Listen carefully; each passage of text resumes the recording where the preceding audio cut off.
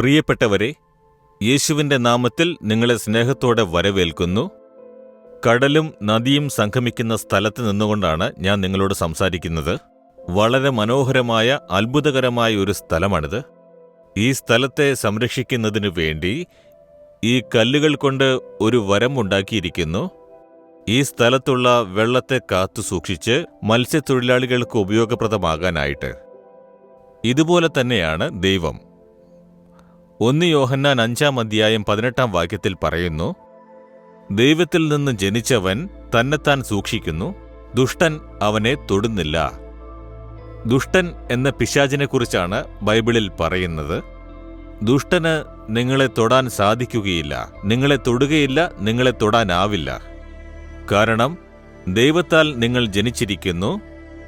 അതാണ് വീണ്ടും ജനിക്കൽ. യേശുക്രിസ്തുവിന് നമ്മെ സമർപ്പിക്കുന്ന സമയം അവന്റെ രക്തത്താൽ കഴുകപ്പെട്ട് പുതിയ മനുഷ്യനായി മാറുന്നുണ്ടല്ലേ? അത് ദൈവത്താൽ ജനിച്ചവൻ എന്നാണ് അർത്ഥം.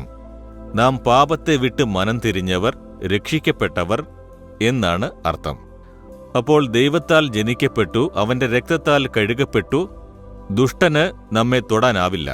പിശാച്, സാത്താൻ എങ്ങനെയെങ്കിലും നിങ്ങളെ ശല്യപ്പെടുത്തണം, തൊടണം, വ്യാധികൾ ഉണ്ടാക്കണം, പ്രശ്നങ്ങൾ ഉണ്ടാക്കണം, പോരാട്ടങ്ങൾ ഉണ്ടാക്കണം, നിങ്ങളെ ബലഹീനപ്പെടുത്തണം, തളർത്തണം, ജോലിയിലും കുടുംബത്തിലും ഏതിലെങ്കിലും പ്രശ്നമുണ്ടാക്കണമെന്ന് അവൻ ഉപദ്രവങ്ങൾ കൊണ്ടുവന്നാൽ പോലും നിങ്ങളെ തൊടാൻ സാധിക്കില്ല. കാരണം നിങ്ങൾ സംരക്ഷിക്കപ്പെട്ടവരാണ്. നമ്മെ നാം സംരക്ഷിക്കണമത്രേ. എങ്ങനെ? യേശുവിന്റെ രക്തത്തിൽ നമ്മെ സമർപ്പിച്ച്. അതിനാണ് ദിവസവും ബൈബിൾ വായിച്ച് പ്രാർത്ഥിച്ച് ദൈവത്തിന്റെ സാന്നിധ്യത്തിൽ നമ്മെ കാത്തു സൂക്ഷിക്കാനായി സമർപ്പിക്കേണ്ടതുണ്ട്. അപ്പോൾ പിശാചിന്റെ ഒരു തിന്മയ്ക്കും നമ്മെ തൊടാൻ സാധിക്കുകയില്ല. നിങ്ങളുടെ ജീവിതത്തിൽ പിശാച് കൊണ്ടുവരുന്ന ഉപദ്രവങ്ങളുണ്ടോ?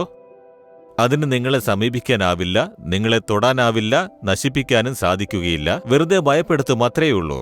ഭയപ്പെടരുത്. വിശ്വാസത്തോടെ പറയൂ, ഞാൻ ദൈവത്താൽ ജനിച്ചവൻ, ഞാൻ ദൈവത്താൽ ജനിച്ചവൾ, ദൈവത്തിന് സമർപ്പിച്ചിരിക്കുന്നു.